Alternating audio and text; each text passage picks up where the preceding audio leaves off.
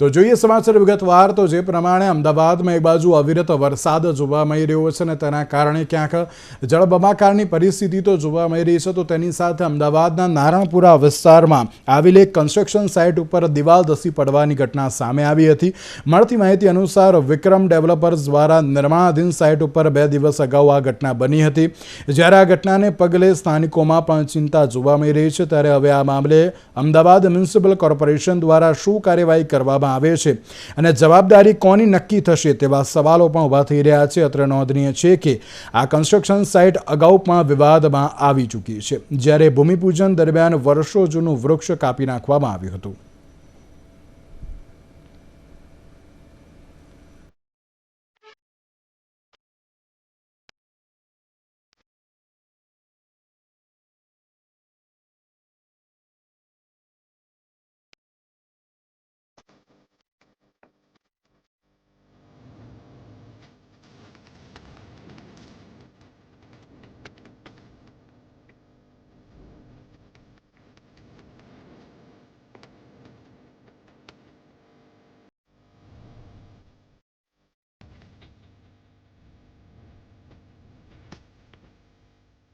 અમારે સાહેબ મકાન જોઈએ કાં તો ભાડું જોઈએ। અમે અત્યારે ગુરુવારથી અમે રખડીએ છીએ, ભૂખ્યા ને તરસ્યા। અમે પોલીસ ચોકીએ ગયા, ત્યાં આગળ એમનો માણસ આવીને અમને એમ કહે છે કે ભાડું આપીશું ને બીજી ફેરી અમને એમ કહે છે મંથનભાઈની સાથે મળાઈશું, પણ હજી સુધી મંથનભાઈ અમારી સાથે હાજર થયા નથી। મંથનભાઈની ફરજ આવે છે કે ભાઈ એ આવીને પૂછે કે તમારા ફ્લેટને શું થયું અને ભવિષ્યમાં આ મકાનો ધરાશયી થશે તો એની જવાબદારી કોણ લેશે? અમારી ઘર વકરી જતી રહેશે, અમારું બધું જતું રહેશે, એની જવાબદારી કોણ લેશે? તંત્ર લેશે કે બિલ્ડર લેશે? એનો કંઈ અમારે જવાબ જોઈએ સાહેબ। અમે લોકો કેટલા દિવસ સુધી બીજાના ઘરમાં રહીશું સાહેબ? સંબંધી એક દિવસ રાખે, ભાઈબંધ એક દિવસ રાખે, બીજા કેટલા દિવસ રાખે સાહેબ?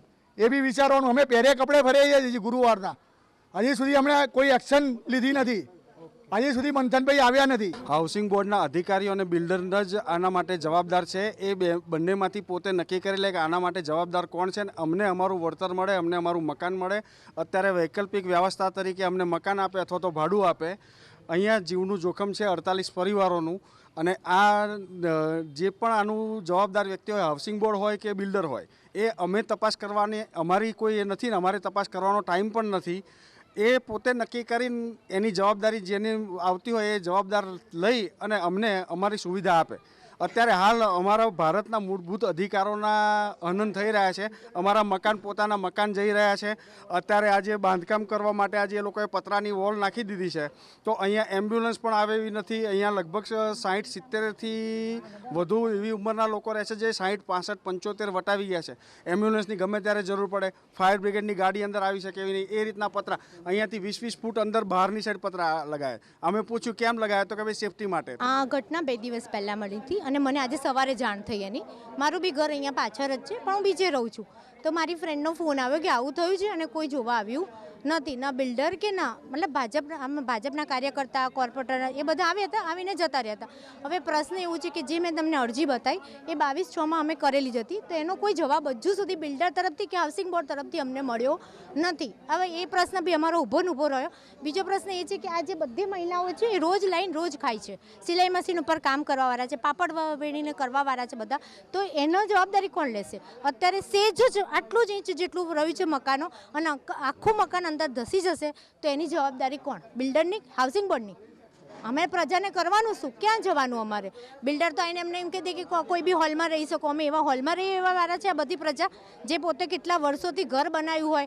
ઘણા તો એવા છે કે જેના ફાધર નાના ઉંમરમાં એક્સપાયર થઈ ગયો ને એમને ઘર બનાવ્યું છે, તો એ લોકો જશે ક્યાં બધા? નારણપુરા વિસ્તારમાં રીડેવલપમેન્ટ થઈ રહ્યું છે, ત્યારે જુદી જુદી રીડેવલપમેન્ટ સ્કીમ અહીંયા કાર્યરત છે। અમદાવાદના નારણપુરા વિસ્તારમાં ગઈકાલે એટલે કે 2 દિવસ અગાઉ રાત્રે જે કન્સ્ટ્રક્શન સાઇટ હતી તેની દિવાલ ધસી પડતા અહીંયા અનેક પાછળના બિલ્ડિંગના લોકો જે છે તે રસ્તા ઉપર અને ખાસ કરીને પોતાના ઘર હોવા છતાં બેઘર થઈ ગયા છે। સાથે જ વાત કરવામાં આવે કે વિક્રમ ડેવલપર્સ નામની આ જે સાઇટ છે, સીધી જે આપ દ્રશ્યો જોઈ શકો છો, દિવાલ ઘસી પડી છે અને સામે જે હવે પાછળના જે બ્લોક છે તે બિલકુલ હવે રસ્તા વચ્ચે આવ્યા છે, ત્યાં પણ કોર્ડન કરી દેવામાં આવ્યું છે।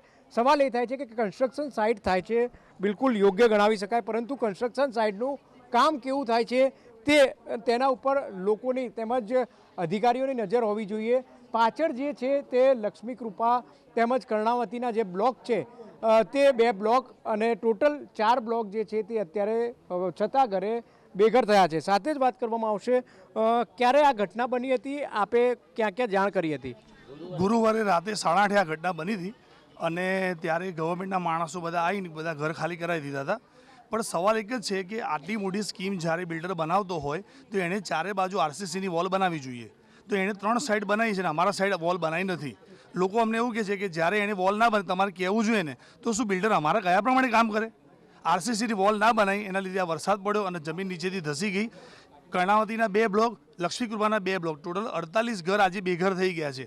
ધારાસભ્યએ અમને હોલની વ્યવસ્થા કરી આપી કે તમે ત્યાં રહો, પણ સાહેબ 48 ગુણ્યા 4 કરો, એક ઘરના 4 મેમ્બર હોય તો 48 ગુણ્યા 4 કરો, 200 માણસ અત્યારે રહે ક્યાં? એ હોલમાં શું 200 માણસ સમાશે? જમવાનું ક્યાં? અને પોતાનું ઘર હોય ત્યાં સુધી માણસ બીજે રહે એવી પરિસ્થિતિ આજે ક્રિએટ થઈ છે. તો આની પાછળ જવાબદાર કોણ? આજે તમે કોઈ બી જગ્યાએ જાઓ તો કાયદાકીય પ્રમાણે તમારી પાસે પ્લાન આ તે બધું ગવર્મેન્ટ માંગતી હોય છે. તો આ બિલ્ડરે આટલી મોટી ચણતર અને પ્લાસ્ટર બધું કરી નાખ્યું તો એને આ દિવાલ ના કરી એની જવાબદારી કોની?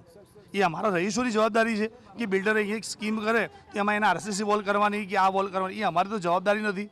આજે અમને એવું કહેવામાં આવે છે કે તમારે ધ્યાન રાખવું જોઈએ. અમે શું ધ્યાન રાખીએ આમાં? અમે અમારા ઘરમાં રહીએ કે બિલ્ડર શું ચણતર કરે એ ધ્યાન રાખીએ.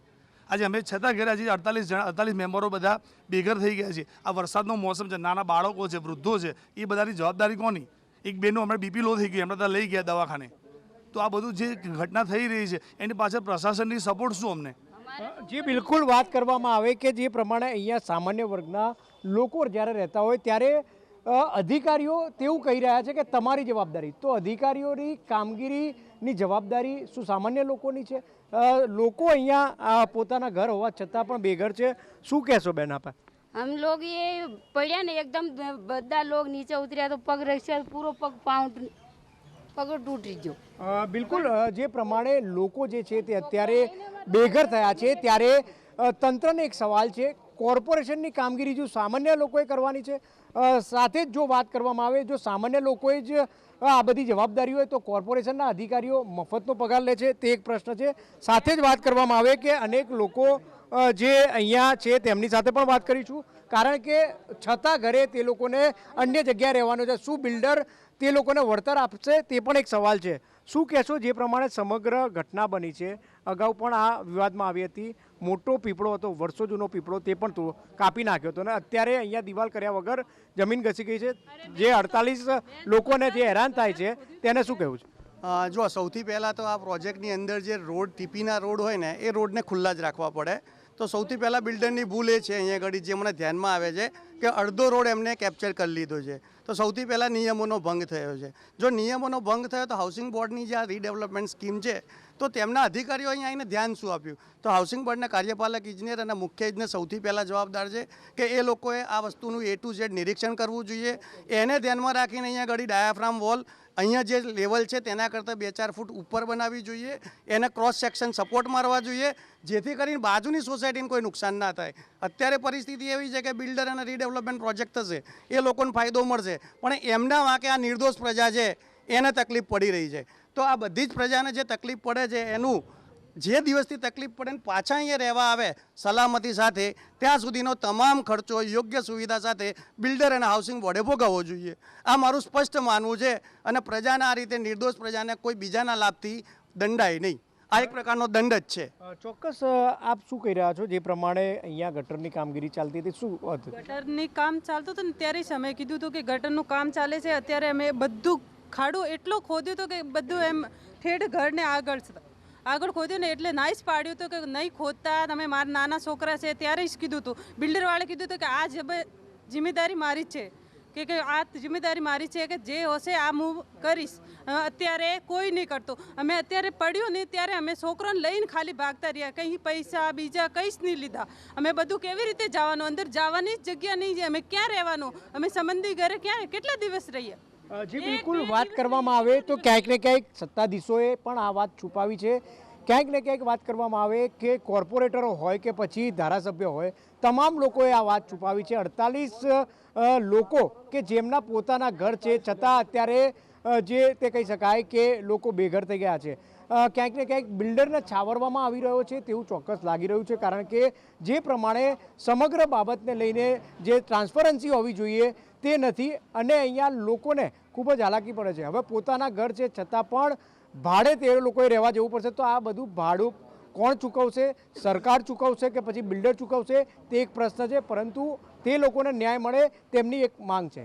કેમેરામેન ચંદ્રકાંત વોરા સાથે બ્રિજેશ દવે, અમદાવાદ.